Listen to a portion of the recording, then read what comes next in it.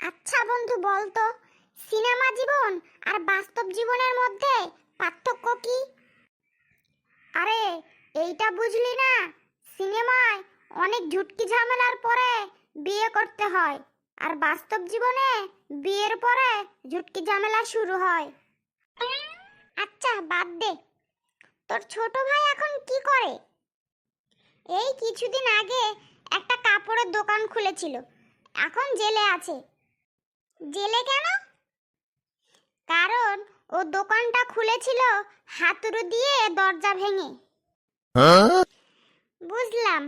আচ্ছা, তোর অবস্থা বল, তোর ব্যবসা কেমন চলছে? আরে বন্ধু, আমার ব্যবসা তো এখন পা থেকে মাথায় উঠেছে। মানে?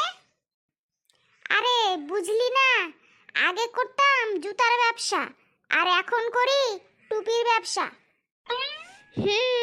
বুঝলাম, তোর তো দেখি অনেক বুদ্ধি। আচ্ছা বল তো দোস্ত, কমলা আর আপেলের মধ্যে পার্থক্য কি? দোস্ত, কমলার রং কমলা হলেও আপেলের রং আপেল না।